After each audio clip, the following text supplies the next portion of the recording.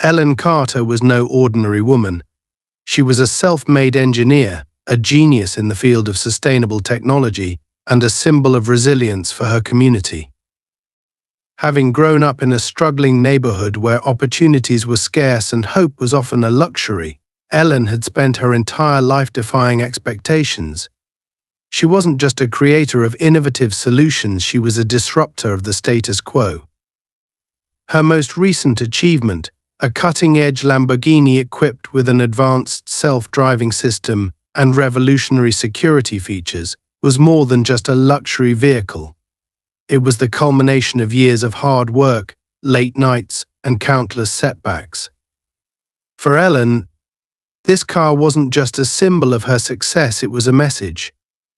A message that said the underdog could rise, the underestimated could thrive, and the overlooked could lead. Ellen's Lamborghini wasn't just a car, it was a masterpiece.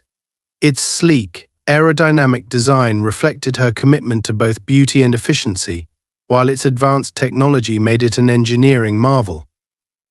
The car could analyze its environment in real time, respond to threats with precision, and even adapt to the emotional state of its driver. But Ellen hadn't created it for herself. She had bigger dreams of producing a fleet of eco-friendly, accessible vehicles that could transform transportation and reduce the environmental impact of cars worldwide.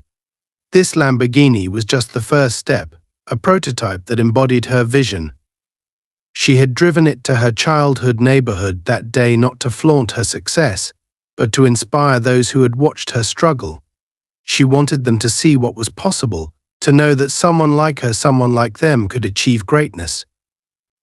The neighborhood, though, hadn't changed much since Ellen's youth. The streets were still lined with aging buildings, many of which bore the scars of neglect. Potholes marred the roads, and the faint smell of oil and asphalt lingered in the air. But despite its rough exterior, the community held a sense of resilience, a quiet pride that had never faded. Ellen parked the Lamborghini outside her old friend Marcus's garage, a modest shop where she had spent countless hours as a teenager learning the intricacies of mechanics. The shop had always been a sanctuary for her, a place where she could escape the noise of the world and focus on building something tangible, something that mattered.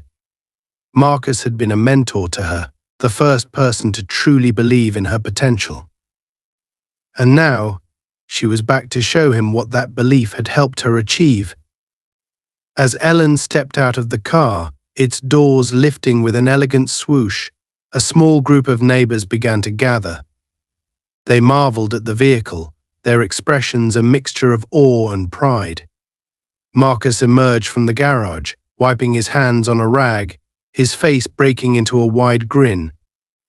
"Ellen Carter," he said, his voice warm and full of admiration.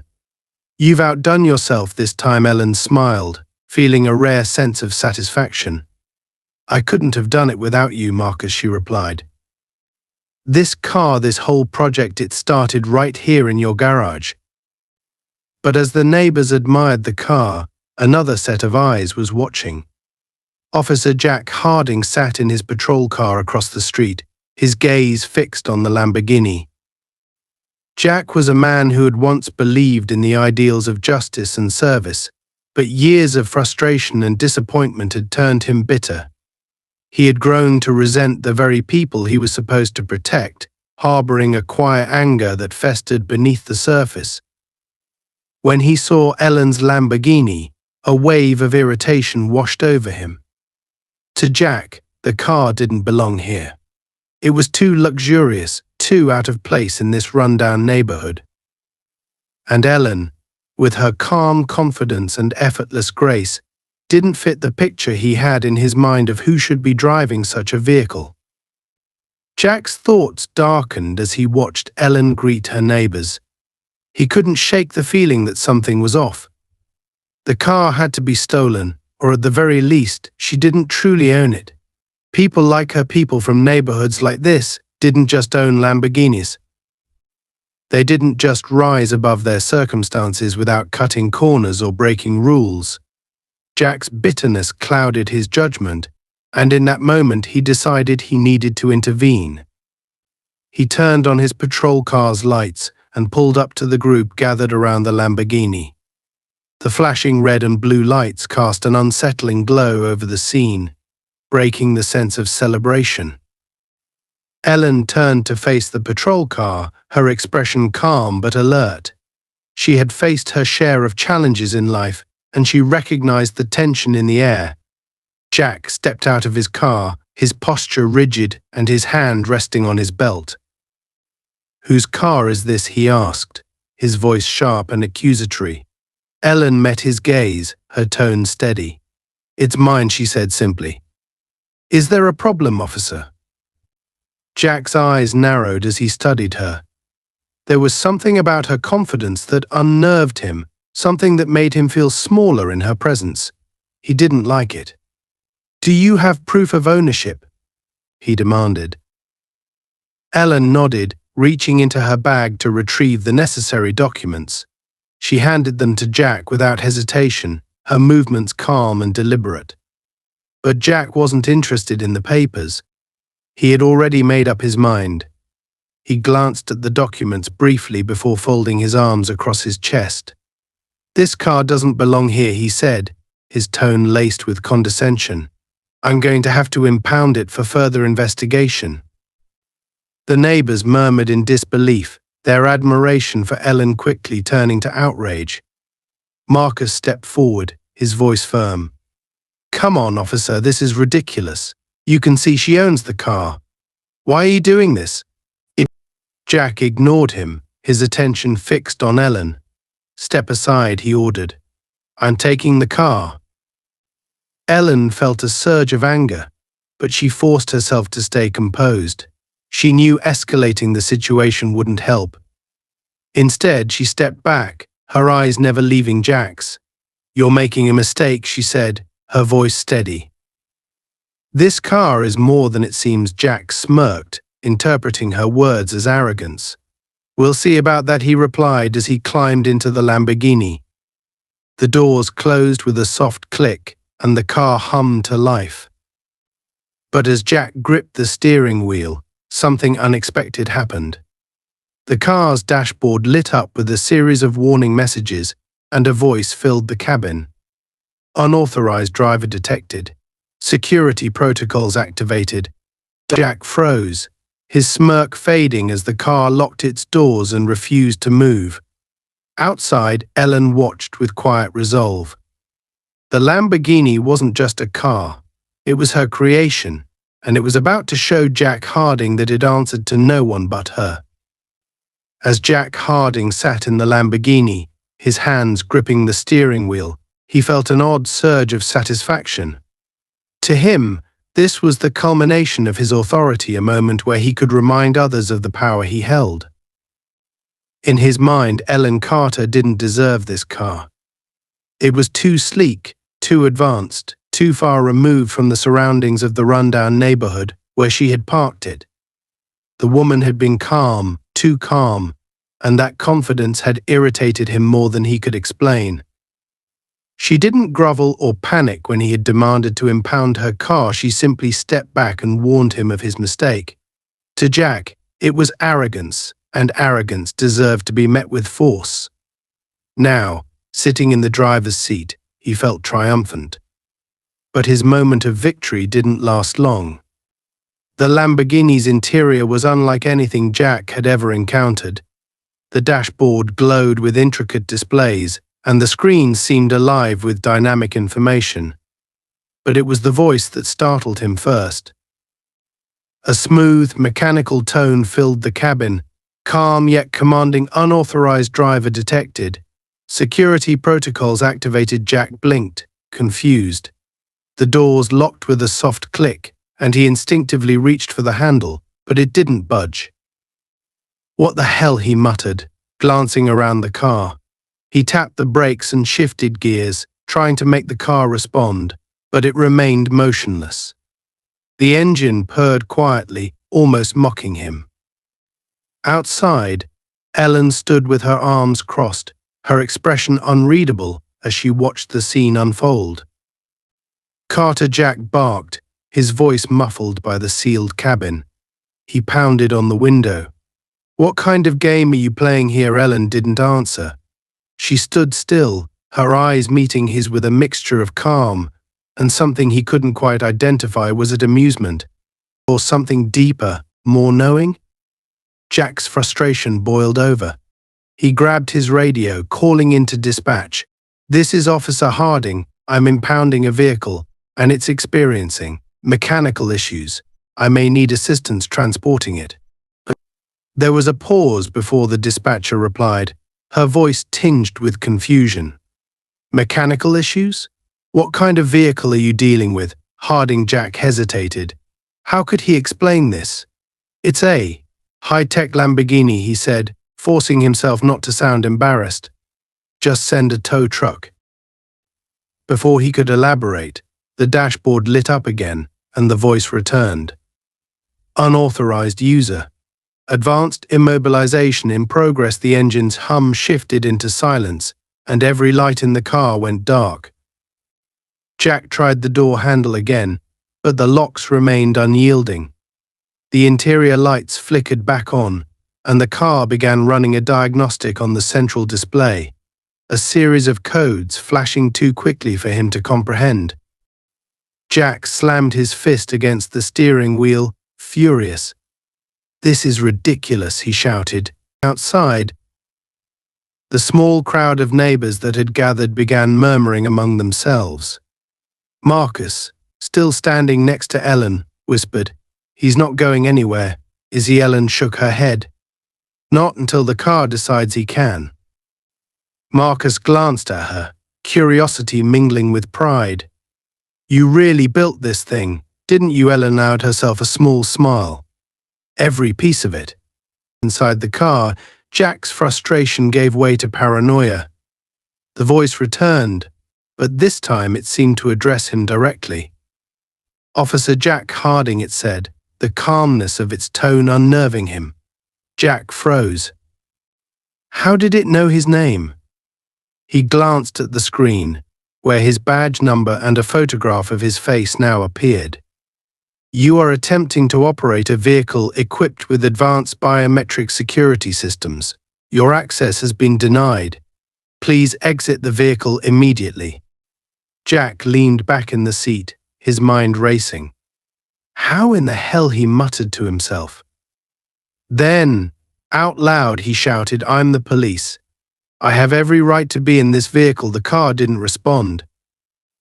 Instead, the display shifted again, this time showing a live feed of the neighborhood outside, with markers identifying the small crowd, Ellen among them. The system was watching everything. Jack wasn't used to feeling powerless. His whole life, his badge had been a symbol of control, a tool he could wield to impose his authority.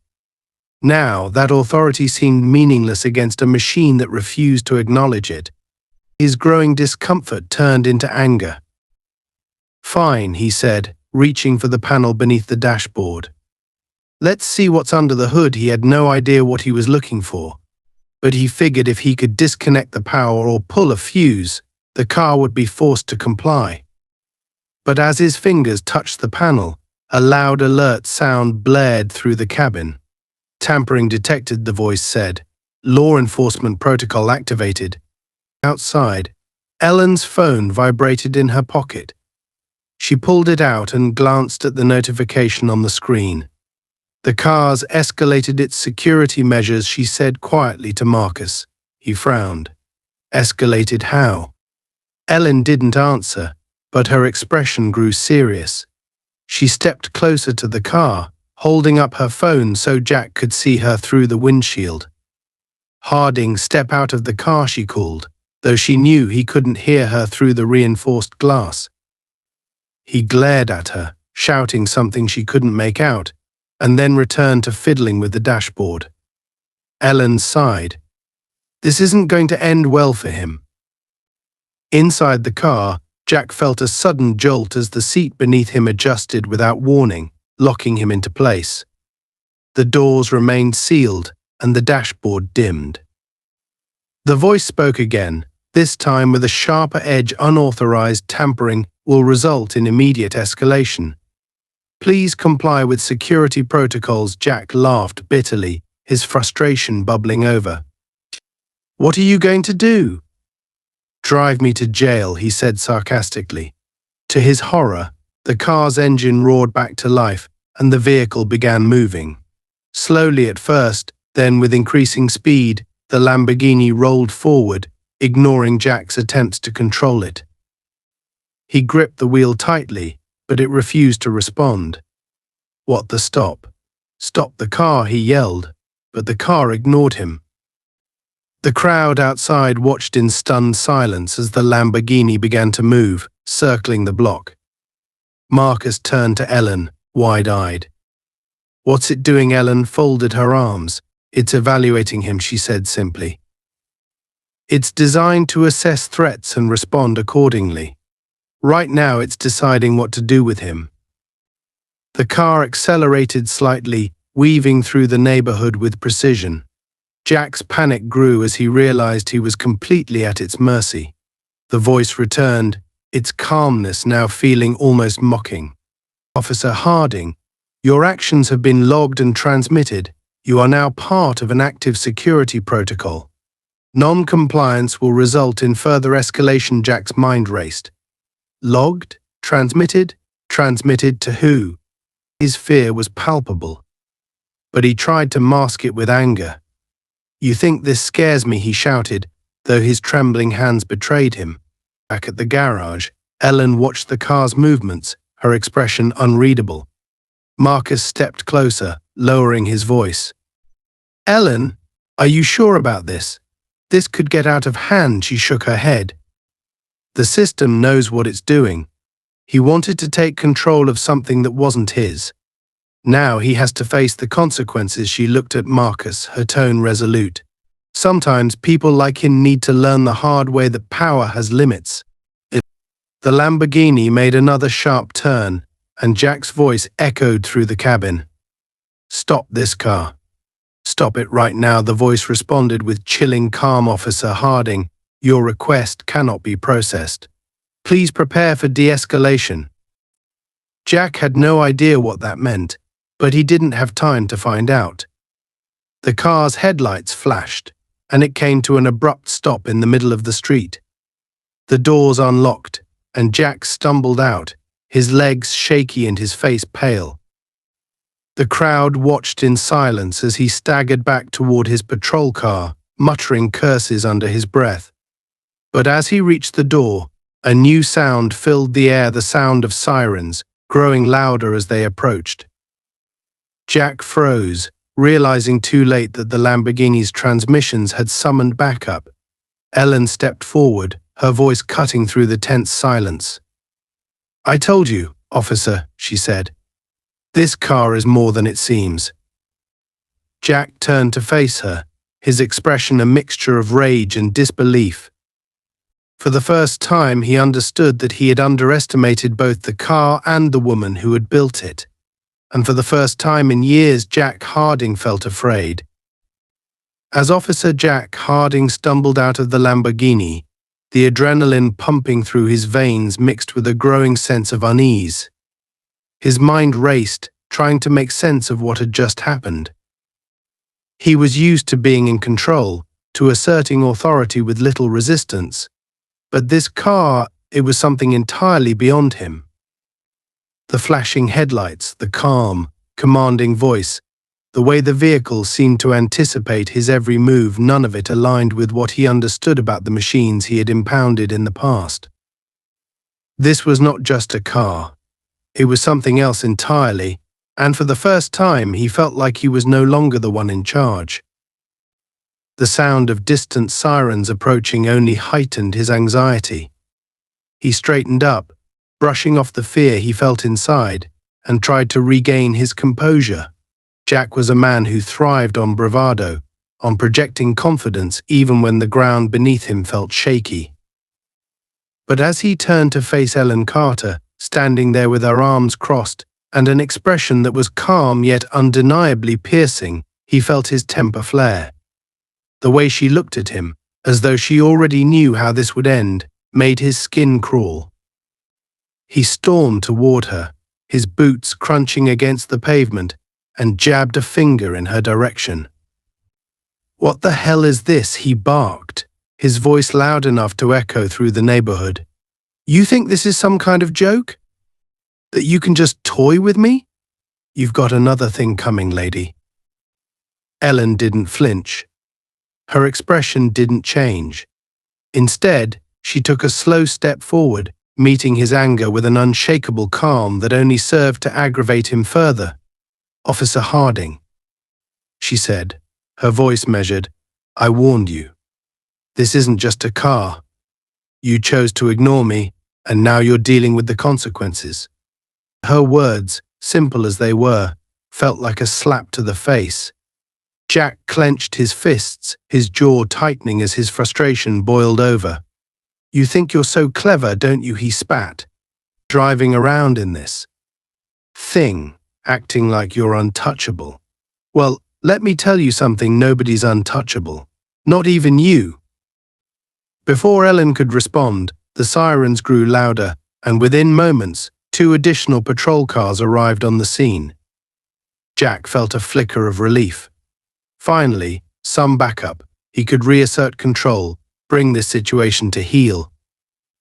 The first car stopped a few feet away, and 2 officers stepped out, their expressions a mix of curiosity and concern. One of them, Officer Ramirez, approached Jack with a questioning look. Harding, Ramirez said, glancing between him and the Lamborghini, "What's going on here?" "Dispatch said you called in for assistance with an impound, but this doesn't look like standard protocol." Jack shot him a glare, his temper still smoldering. "This car," he said, pointing at the Lamborghini, "is involved in something. I haven't figured out what yet, but it's not normal." The driver, he gestured toward Ellen with a dismissive wave of his hand. "She's up to something. I can feel it." Ramirez frowned, looking at Ellen, who stood calmly a few feet away. "Did she resist? Cause any trouble?" "No," Jack snapped. "She didn't have to." The car, he paused, his frustration mounting as he realized how absurd he sounded. "The car locked me in, Ramirez. It talked to me. It's rigged with some kind of advanced system, probably illegal. I was just trying to secure it for investigation." Ramirez raised an eyebrow, his skepticism clear. "The car locked you in? Really?" Ellen finally spoke up, her voice steady, but with an unmistakable edge. "The car did exactly what it was programmed to do, protect itself and its owner. Officer Harding had no authority to take it, and the system responded accordingly." Jack whirled on her, his face red with anger. "Don't give me that. You think you can hide behind some fancy tech and get away with this? You don't know who you're dealing with." Ellen tilted her head slightly, her expression unreadable. "I could say the same to you." The tension between them was palpable, and the small crowd of neighbors that had gathered watched in stunned silence. Marcus, standing near the edge of the group, took a cautious step forward. "Look," he said, his voice calm and measured, "maybe we should all just take a breath and figure this out without making it worse." "Stay out of this," Jack snapped, his voice cutting through the air like a whip. Marcus immediately stepped back, his hands raised in a gesture of surrender, but the discontent among the onlookers was growing. Jack could feel their stares, their judgment, and it only fueled his anger. Before he could say another word, the Lamborghini's engine roared to life again, even though no one was inside. The sudden sound startled everyone, and all eyes turned to the car as its headlights flashed and its doors locked once more. A voice emerged from the vehicle's speakers, calm and deliberate. "Officer Harding," the voice said, "you have repeatedly attempted to tamper with a secured system. Your actions have been recorded and transmitted to the appropriate authorities. Stand down and vacate the premises." The crowd murmured in amazement, while Ramirez and the other officers exchanged uncertain glances. Jack's face turned an even deeper shade of red, his frustration boiling over into rage. He stomped toward the car, yelling, "You don't tell me what to do. You're just a machine." As he reached for the car's door handle, the Lamborghini responded. Its engine revved loudly, and the car inched forward, forcing Jack to stumble back. The voice spoke again, this time with a sharper tone. "Final warning: unauthorized interference will result in defensive action." "Defensive action," Ramirez repeated, his voice tinged with disbelief. He turned to Ellen. "What does that mean?" Ellen met his gaze, her expression serious. "It means the car is capable of protecting itself if it detects a threat. I tried to warn Officer Harding, but he didn't want to listen."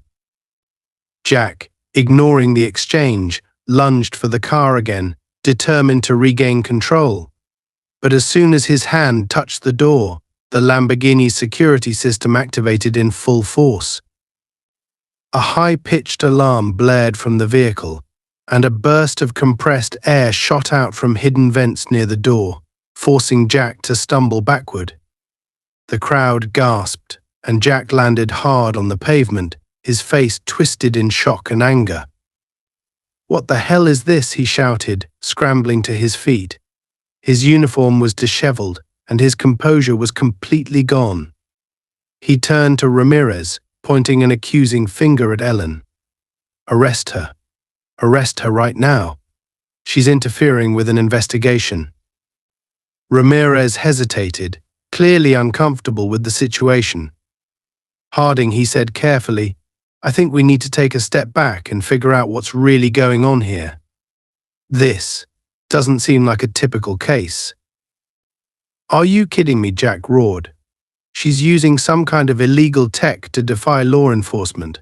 You're just going to stand there and let her get away with it." Ellen finally stepped forward, her calm demeanor unwavering despite the chaos. "Officer Ramirez," she said, addressing him directly, "everything about this car is legal and fully registered. I can provide all the documentation you need. But your colleague," she glanced at Jack, "has made this personal. He's acting out of anger, not professionalism." The accusation hung in the air, and Ramirez seemed to weigh her words carefully. He looked at Jack, whose face was a mask of fury, and then back at Ellen. "Harding," he said slowly, "maybe we should call this in and let someone higher up handle it." Jack's eyes widened in disbelief. "Call it in? Are you serious? This is my case." "It's not a case," Ellen interjected, her voice firm. "It's a misuse of authority. And the more you push, the worse this is going to get for you." For a moment it seemed like Jack might explode. His hands balled into fists, and his breathing was heavy and uneven. But before he could lash out again, the Lamborghini's voice spoke once more, cutting through the tension like a blade. "Officer Harding," it said, "your actions have escalated beyond acceptable parameters. Defensive measures are now complete. Enforcement notification dispatched."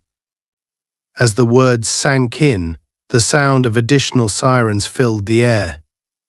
Jack turned toward the sound, his stomach sinking as more patrol cars approached the scene. Ellen stood silently, her gaze steady as she watched him realize the full extent of his actions. The first of the new arrivals stepped out of their vehicle, their expressions a mixture of confusion and concern. "What's going on here?" one of them asked, looking between Jack, Ellen, and the car. Jack opened his mouth to respond, but no words came out. He was trapped by the car, by the growing crowd, and by his own reckless behavior. For the first time, the reality of his situation began to sink in, and for the first time, Jack Harding felt truly powerless. Ellen stood on the edge of the crowd, watching intently as the situation with Jack Harding continued to spiral. The tension in the air was palpable. The flashing lights of the patrol cars reflected off the glossy surface of the Lamborghini, giving the entire scene an almost surreal glow. Ellen knew this was far from over. Jack Harding was a man who thrived on control, and the very idea that he could be publicly humiliated, outsmarted by a machine he thought he could dominate, would only make him more desperate. She had seen men like him before, individuals who clung to their power as though it were their only identity. They were dangerous because they couldn't accept defeat, especially not in front of witnesses. And now, as Harding stood frozen in place, staring at the new wave of patrol cars pulling up, Ellen's instincts told her this was the calm before the storm. Harding's expression shifted rapidly between confusion, anger, and fear. His face was flushed, and his movements were erratic as he paced near the Lamborghini, throwing wild glances at the crowd and the approaching officers. The man was unraveling. Ellen could see it in the way his hands fidgeted at his belt, in the way his jaw clenched every time one of the other officers tried to address him. Ramirez, still standing closest to Harding, cautiously gestured for him to step aside.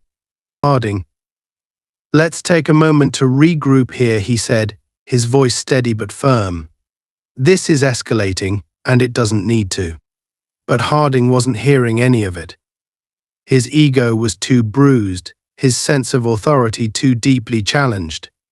"Regroup," he barked, his voice cracking slightly. "You think I'm just going to back down because this woman and her damn toy are playing games with me? I'm not some rookie, Ramirez. I've been on the force for 15 years. I know how to handle this." Ellen tilted her head slightly, observing him like a scientist studying a specimen. She could see how deeply this moment was cutting into Harding's psyche. He wasn't just angry, he was unraveling because, for once, he wasn't the one holding all the cards. The Lamborghini, with its cutting-edge technology and unshakable defenses, had turned the tables in a way he had never experienced before. And now, with more officers arriving on the scene and the crowd growing larger, Harding's inability to control the narrative was becoming painfully obvious. One of the newly arrived officers stepped out of his car and approached the scene. Sergeant Daniels was a tall, broad-shouldered man with a commanding presence. He had been on the force long enough to recognize when a situation was slipping into chaos, and from the moment he arrived, he could see that Harding was at the center of it. Daniels scanned the crowd, noting the concerned faces of the neighbors and the murmurs of disbelief spreading through them. His gaze shifted to the Lamborghini, its sleek frame practically glowing under the streetlights, and then to Ellen, who stood quietly to the side, her arms crossed and her expression calm but focused. Finally, his eyes landed on Harding, whose erratic demeanor was impossible to ignore. "Harding," Daniels said, his tone sharp and authoritative. "What's going on here?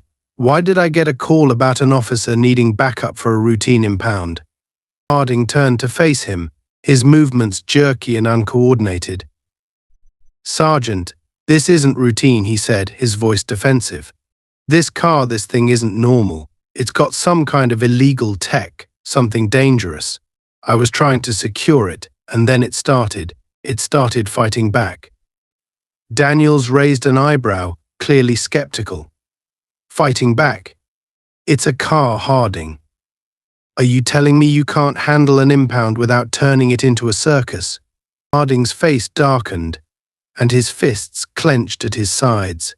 "You don't understand," he snapped. "This isn't just any car. It locked me inside. It's got a voice, a system that's monitoring everything. It's not normal. And this woman," he pointed an accusatory finger at Ellen, "she's behind it. She's using it to mess with me, to make me look like a fool." Ellen finally stepped forward, her calm demeanor unshaken. "Sergeant Daniels," she said, her voice clear and steady, "everything about this car is completely legal. It's a prototype I designed myself, equipped with advanced safety and security systems. Officer Harding attempted to take the car without cause, and the system responded to protect itself. That's all there is to it." Daniels studied her for a moment, his sharp eyes taking in her composed stance and unwavering tone. He turned back to Harding. "Is that true, Harding? Did you have probable cause to impound this vehicle?" Harding bristled, his face reddening further. "I had every reason to believe it was stolen," he insisted. "A car like this doesn't belong in a neighborhood like this. She doesn't." He stopped himself, but the implication hung heavy in the air. The crowd, which had been quietly watching, began murmuring again, their expressions shifting from concern to anger. Ellen raised an eyebrow, her calm exterior now tinged with a faint edge of defiance. "Doesn't what, Officer Harding?" she asked, her voice cool but pointed. "Doesn't look like someone who could own a car like this." Harding's mouth opened and closed like a fish gasping for air, but no words came out. The crowd's murmurs grew louder, and Daniel's expression hardened. He turned to Ramirez. "Is this accurate?" he asked. "Did Harding have probable cause, or is this just a personal vendetta?" Ramirez hesitated, glancing between Harding and Ellen. Finally, he sighed and shook his head. There was no probable cause, he admitted. Harding acted on instinct. He made assumptions. Daniel's jaw tightened, and he turned back to Harding, his voice low and controlled. "You're telling me you escalated this situation, called for backup, and turned this entire neighborhood into a spectacle because you made assumptions?" Harding's face twisted with a mixture of anger and humiliation.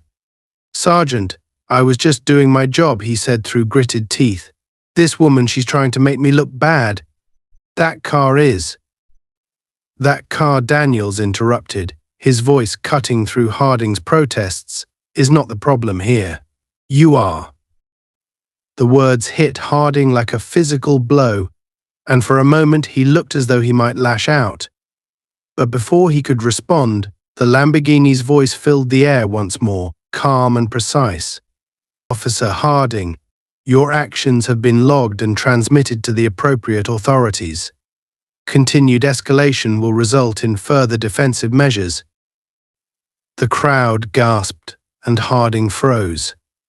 The implications of the car's statement were clear. It had been recording everything: his threats, his behavior, his baseless accusations. And now that information was out of his control. Daniels turned to Ellen, his expression more measured. "Ms. Carter," he said, "is this true? Has the car been recording the events of the evening?" Ellen nodded. "Yes, Sergeant. The car's system is designed to log all interactions for security purposes. It's standard protocol for a vehicle of this nature." Daniels sighed, rubbing a hand over his face. "All right," he said. "Here's what's going to happen. Ramirez, get Harding back to the station. I'll handle the situation here." Harding's eyes widened in disbelief. "You're taking me off this case? Are you kidding me? She's the one." "Enough," Daniels barked, his voice echoing through the street. "You're done here, Harding. Get in the car." For a moment, it looked as though Harding might resist, but the weight of the situation finally seemed to sink in. His shoulders slumped, and he let out a low growl of frustration before stalking toward one of the patrol cars. Ramirez followed closely behind, his expression one of quiet relief. As Harding disappeared into the car, the tension in the air began to ease. The crowd started to disperse, their murmurs fading into the night. Ellen turned to Daniels, her posture still composed but her eyes sharp. "Thank you, Sergeant," she said. "I appreciate your professionalism." Daniels nodded. "I'm just doing my job, Ms. Carter," he said. "But I have to say, that car of yours, it's impressive." Ellen allowed herself a small smile. "It's more than a car, Sergeant. It's a statement." Daniels raised an eyebrow but didn't press further. "Well, it certainly made one tonight." As he turned to address the remaining officers, Ellen walked back to the Lamborghini. She placed a hand on its smooth surface, feeling the subtle hum of its systems beneath her palm. The car had done exactly what it was designed to do: protect itself and its owner. And in doing so, it had exposed the truth about Jack Harding. Justice, Ellen thought, didn't always come in the form of a courtroom. Sometimes it came in the form of a machine that refused to be controlled. Ellen stood by her Lamborghini, her hand resting on the car's smooth surface as the crowd began to disperse. The tension that had gripped the scene was slowly unraveling, but she could sense that the situation with Officer Harding was far from over. He had been escorted away, but his energy lingered, a potent mix of rage, humiliation, and resentment that Ellen knew wouldn't dissipate easily. Harding was not the kind of man to accept defeat, especially not a defeat as public and embarrassing as this. Ellen had seen it in his eyes, the way his pride had crumbled under the weight of his failure to assert control, the way he'd seethed with anger as his authority slipped away from him. Men like Harding didn't back down, they doubled down. And Ellen suspected he wasn't finished with her yet. The air was thick with the echoes of what had just transpired, the murmurs of the crowd fading into the distance as they retreated into the shadows of the neighborhood. Sergeant Daniels, who had handled the situation with a level head, was now speaking with Ramirez and the other officers, his tone low but firm. Ellen caught snippets of their conversation, words like report, investigation, and containment, but her focus remained on the car. She could feel its systems humming beneath her palm, a reminder of the layers of technology and precision she had poured into its creation. The Lamborghini wasn't just a car, it was a fortress, a testament to her brilliance and her resilience. And tonight, it had proved its worth. But as Ellen began to consider her next steps, whether to return home or remain nearby to ensure the situation was fully resolved, her phone buzzed in her pocket. She pulled it out and glanced at the screen. It was a notification from the car's integrated security system, a feature she had designed to provide real-time updates on its status. The message was concise but alarming: unauthorized system breach detected. Location: police impound lot. Her heart sank, and a sharp wave of adrenaline coursed through her veins. Harding. Of course it had to be him. She had underestimated just how far his anger and desperation would drive him. Despite the humiliation he'd endured, or perhaps because of it, he was making another move. Ellen clenched her jaw, her mind racing as she considered her options. She had designed the car to be nearly impervious to tampering, its systems capable of repelling even the most sophisticated attempts to override them. But if Harding was truly determined, if he was reckless enough, he could do real damage not just to the car, but to himself and anyone nearby. Without wasting another moment, Ellen tapped into the car's live feed through her phone. The screen displayed a grainy, infrared view of the impound lot, where Harding was already at work. He was alone, his patrol car parked haphazardly outside the fenced perimeter. The lot was dimly lit, its shadows stretching long and menacing across the cracked asphalt. Harding stood near the Lamborghini, a crowbar in hand, his movements frantic and aggressive. He was prying at the car's door, muttering curses under his breath, his face twisted with determination. Ellen exhaled slowly, her grip on the phone tightening. This wasn't just about the car anymore. Harding's actions were reckless and dangerous, and the longer this went on, the more volatile the situation would become. She tapped another button on her phone, activating the car's audio system. Through the speakers embedded in the vehicle's exterior, her voice projected into the night. "Harding," she said, her tone calm but commanding. "Step away from the car. This is your final warning." Harding froze for a moment, startled by the sudden sound. He looked around wildly, his eyes scanning the lot for the source of the voice. When he realized it was coming from the car, his expression darkened. "You think you can scare me?" he spat, his voice laced with venom. You think you can humiliate me and just walk away? You don't know who you're dealing with." Ellen didn't respond.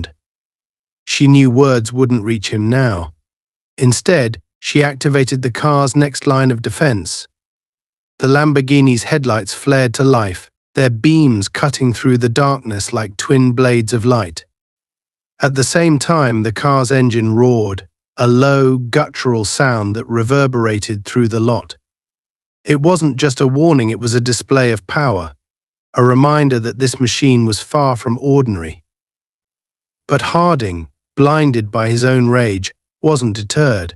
If anything, the car's defiance only fueled his anger. He raised the crowbar and swung it at the windshield, the metal connecting with a deafening clang. The glass didn't shatter instead. It absorbed the impact with a ripple, the specialized material dispersing the force.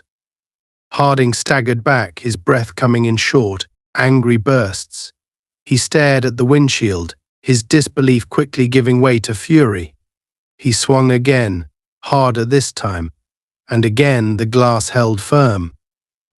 Ellen watched the scene unfold through her phone, her stomach twisting with a mix of anger and frustration. She had designed the car to withstand attacks, but this wasn't a test of its capabilities, it was a test of her patience, her resolve. Harding wasn't just attacking the car, he was attacking her work, her legacy, everything she had built. And she wasn't going to let him get away with it. She activated another command. The car's doors locked with an audible click, and the interior lights flickered ominously. The engine revved again, louder this time, the sound echoing through the lot like a growl. Harding hesitated, his grip on the crowbar faltering. He was starting to realize he was outmatched, but his pride wouldn't let him admit it. Ellen's voice rang out again, calm but unyielding. "Harding, you're making a mistake. Walk away while you still can." But Harding wasn't listening. He dropped the crowbar and reached for his radio, calling for backup. His voice was frantic, his words tumbling over each other as he tried to explain the situation. "This is Officer Harding," he said, his tone urgent. "I need assistance at the impound lot. There's something wrong with this car. It's dangerous." The radio crackled with static, followed by a hesitant response. "Harding, what are you talking about? Dangerous how?" It's fighting back," Harding shouted, his frustration boiling over. "Just get down here now." Ellen knew she didn't have much time. If backup arrived, the situation could escalate further, and the last thing she wanted was a full-blown confrontation. She tapped another command on her phone, activating the car's autonomous mode. The Lamborghini's engine roared once more, and the car began to move. Harding stumbled back as the car rolled forward, its headlights cutting through the darkness. The vehicle wasn't moving fast, just enough to force Harding to retreat. He shouted in frustration, his hands flailing as he tried to block its path, but the car didn't stop. It maneuvered with precision, weaving around him and heading for the exit. Ellen exhaled in relief, watching as the car navigated its way out of the lot. But her relief was short-lived. Harding, unwilling to let the car escape, jumped into his patrol car and gave chase. Ellen's phone screen switched to the car's rear camera feed, showing Harding's vehicle gaining on the Lamborghini. Ellen tapped another command, activating the car's defensive systems. As Harding's patrol car closed the distance, the Lamborghini's taillights began to pulse, emitting a bright, strobing light designed to disorient pursuers. Harding cursed loudly, his vision momentarily blinded. He swerved, his tires screeching against the pavement, but he didn't back off. The chase was reckless and dangerous, the two vehicles weaving through the empty streets of the city. Harding's desperation was palpable, his every movement driven by a toxic mix of anger and humiliation.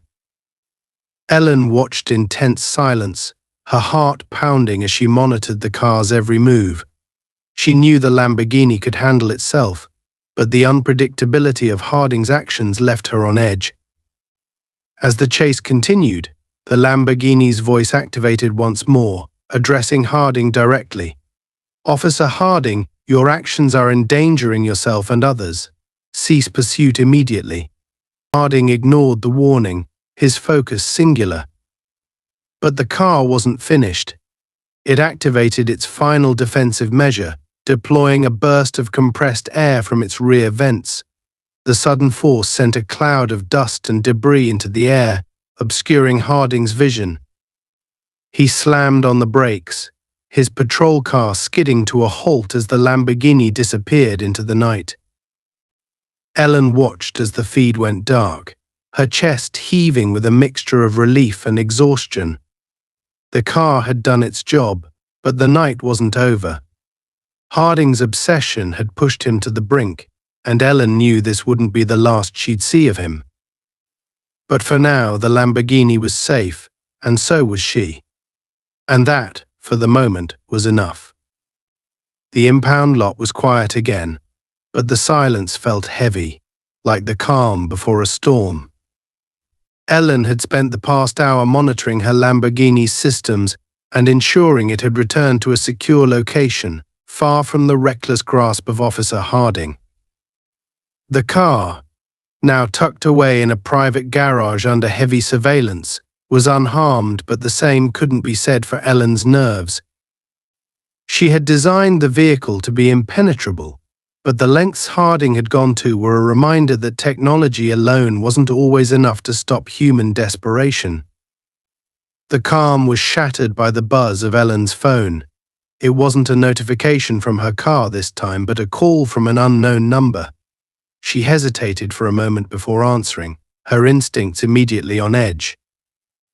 "This is Ellen," she said cautiously. The voice on the other end was low, almost a whisper, but unmistakably furious. "You think you've won, don't you?" Harding's tone dripped with venom, every word a promise of retaliation. "You think that car of yours is untouchable, but I'm not done. You can't humiliate me and just walk away."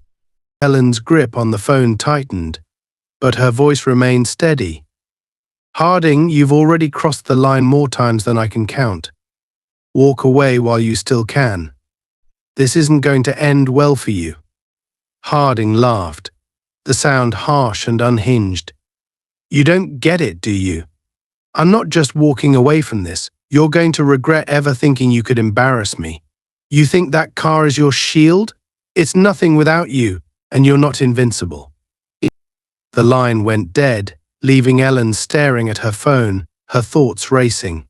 Harding was escalating, and she had no doubt he was planning something reckless.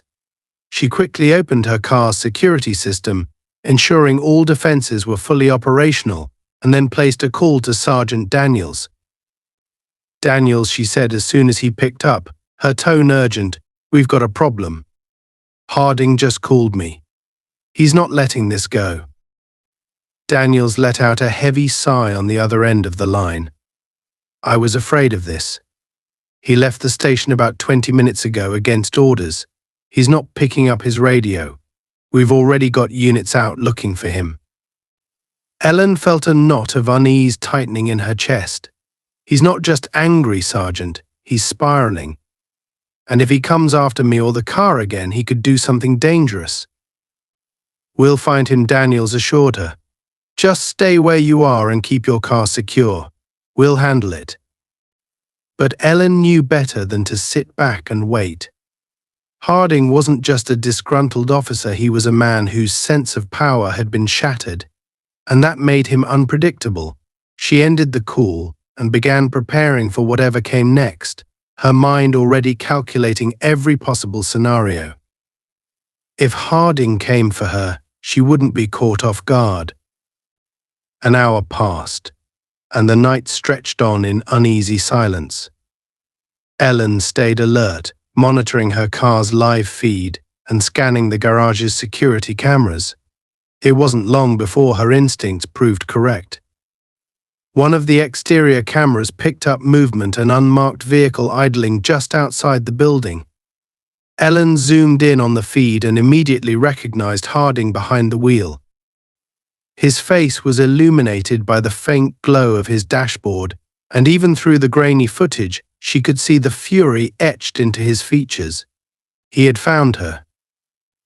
Ellen didn't panic. Instead, she activated the garage's lockdown system, ensuring every entrance was sealed. The Lamborghini's interior lights flickered on as its systems prepared for potential threats. The car was ready. So was she. Harding stepped out of his vehicle, slamming the door behind him. He was no longer trying to maintain any pretense of control. His movements were erratic, his body language aggressive. He approached the garage's main entrance and pounded on the heavy metal door, his voice booming. "Open up," he shouted. "You don't get to hide in there like a coward. Come out and face me." Ellen watched him through the security cameras, her expression calm but her mind racing. She activated the garage's intercom system, her voice echoing outside. "Harding, this is your last chance to leave. Turn around and go home." Or what he snarled. "You'll sick your precious car on me again? Do you think I'm afraid of that thing? It's just a machine." Ellen didn't respond. Instead, she activated the Lamborghini's external speakers. The car's voice filled the night air, calm and mechanical yet laced with an undeniable authority. "Officer Harding, your presence has been detected and logged. This property is under surveillance. Leave immediately." Harding's face twisted in rage. He stepped back and pulled something from his belt, a crowbar. He had brought more than just anger with him this time. "Let's see how tough this thing really is," he muttered, advancing on the garage door. Ellen's heart raced, but she kept her composure. She had prepared for this. As Harding swung the crowbar at the door, the garage's defenses activated.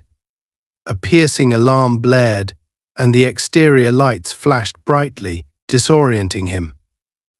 He stumbled back, cursing under his breath, but he wasn't deterred. Inside, Ellen tapped into the Lamborghini's remote control system.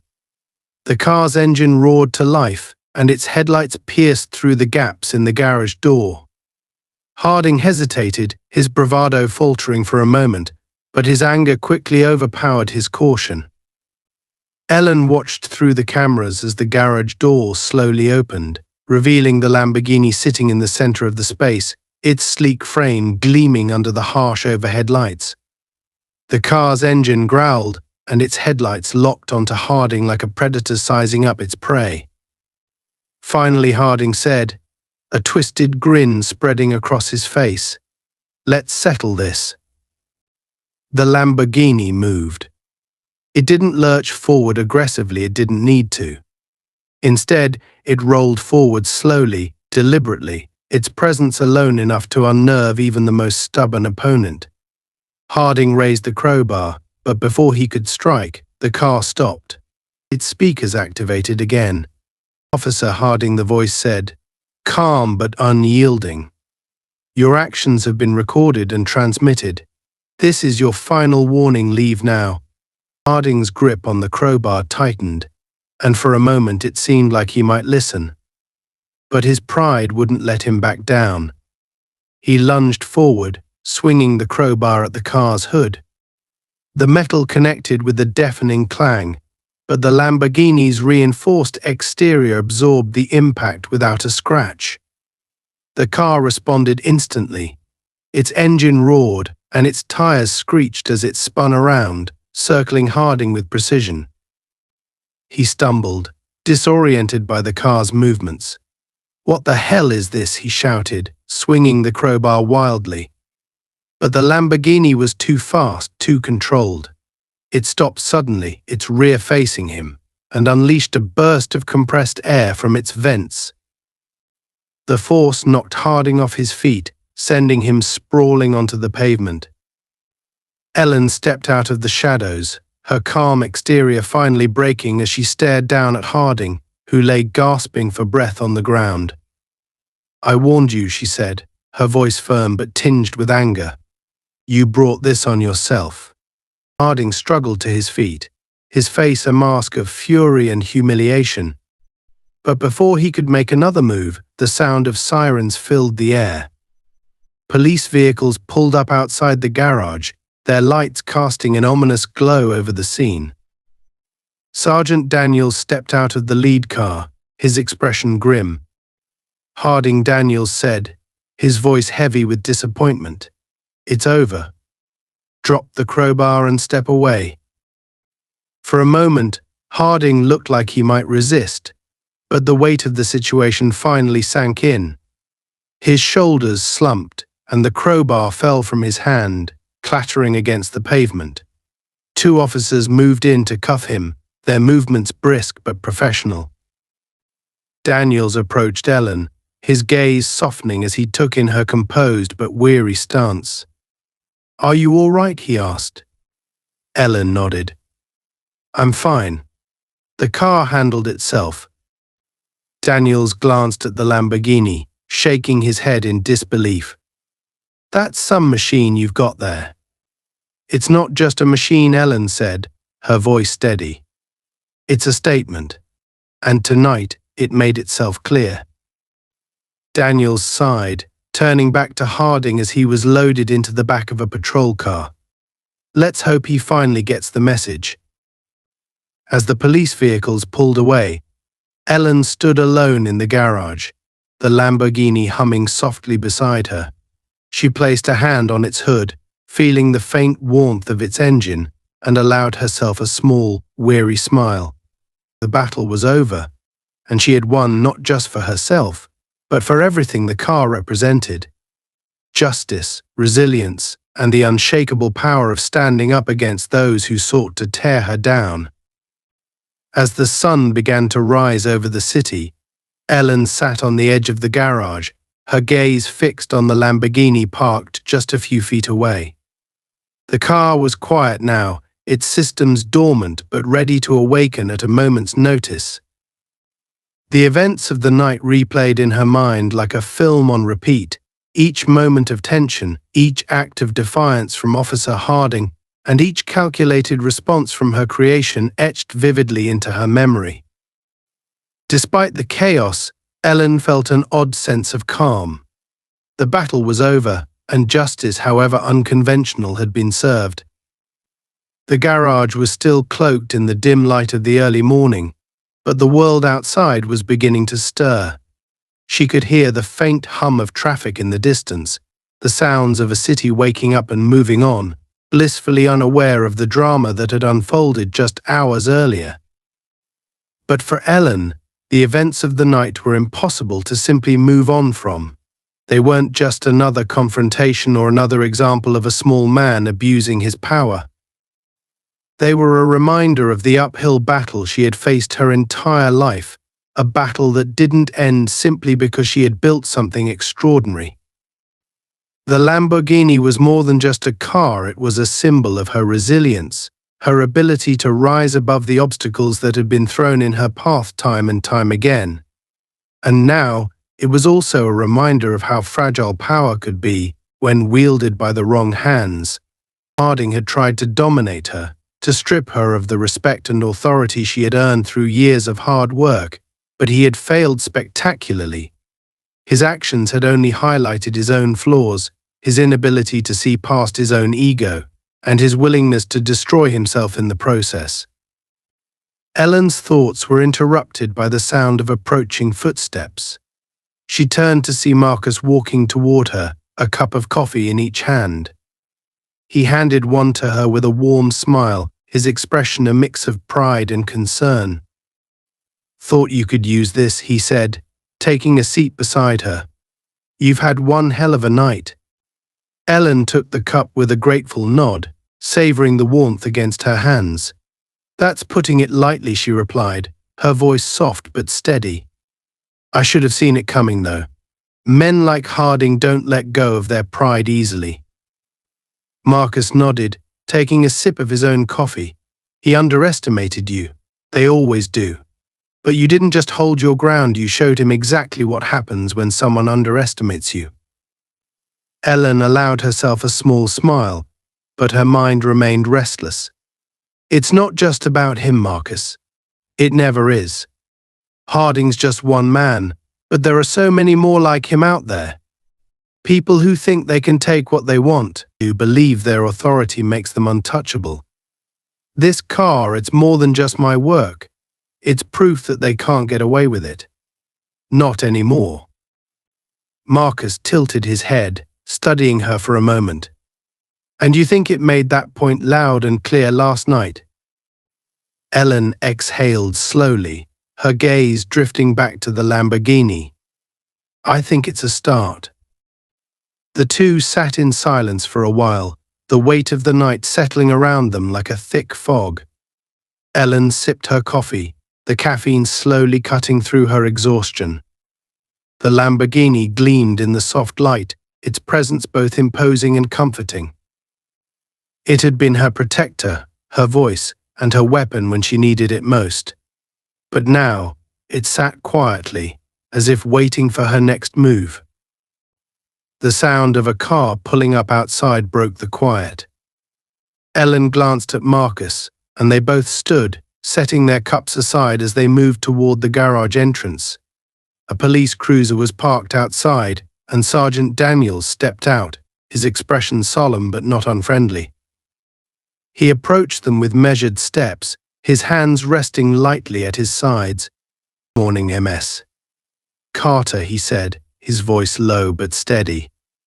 I wanted to check in, see how you're holding up after everything that went down. Ellen nodded, her expression calm but guarded. I'm fine. Just trying to process it all. Daniels glanced at the Lamborghini, his brow furrowing slightly. That's quite a machine you've got there. I've seen a lot in my time, but nothing like that. It's more than a machine, Ellen replied. It's a statement. Daniels gave a small nod, as if he understood what she meant, even if he couldn't fully grasp the weight of her words. Harding's been taken into custody, he said after a moment. He's facing a long list of charges: misuse of authority, attempted theft, endangerment. I doubt he'll be wearing that badge again anytime soon. Ellen felt a flicker of satisfaction but kept her emotions in check. Good, she said simply. He's dangerous, not just to me but to anyone who crosses his path. Daniels hesitated, as if debating whether to say more. Finally, he sighed. You know, I've been on the force a long time. I've seen plenty of officers like Harding, men who think the badge gives them a right to do whatever they want. Most of them get away with it, at least for a while. But you. He glanced at the car again, then back at Ellen. You didn't just stand up to him, you exposed him. That's not something we see every day. Ellen met his gaze, her expression unwavering. Sometimes the only way to fight back is to show people the truth. The car did its job. I just gave it the tools. Daniels nodded, a faint smile tugging at the corner of his mouth. Well, it worked. Harding's done, and you've made your point loud and clear. He turned to leave, but paused, glancing back at her. You ever think about doing more with that car of yours? Something bigger? Ellen raised an eyebrow. What do you mean? I mean, it's clear you've got something special here. Maybe it's time the world saw what it can really do. Ellen didn't answer right away, her mind already racing with possibilities. As Daniels walked back to his cruiser and drove off, she turned to Marcus, who was watching her with a knowing look. You thinking what I'm thinking? He asked. Ellen smiled, her first genuine smile of the morning. Maybe it's time this car had a bigger purpose. The idea took root in her mind as she turned back to the Lamborghini, her hand brushing against its smooth surface. It wasn't just her creation, it was her voice, her strength, her way of pushing back against a system that had tried to hold her down. And now it could be something more. It could be a force for change, a way to protect those who couldn't protect themselves, to stand up against injustice in all its forms. As the sun rose higher in the sky, Ellen felt a renewed sense of purpose. The night had been long and exhausting, but it had also been a reminder of who she was and what she was capable of. The Lamborghini wasn't just a car, it was a symbol of everything she had fought for, and everything she would continue to fight for.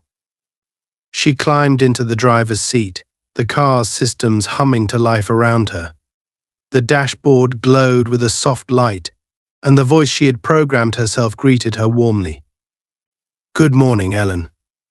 "What's next?" Ellen smiled, her grip on the steering wheel firm and steady.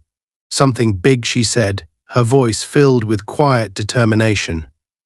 "Let's show the world what we're made of." With that, she pressed the accelerator, and the Lamborghini glided out of the garage, its engine purring like a lion ready to roar. The road stretched out before her, full of possibilities, and Ellen knew she was ready for whatever came next. This wasn't just the end of a battle, it was the beginning of a revolution, and she was driving straight into it.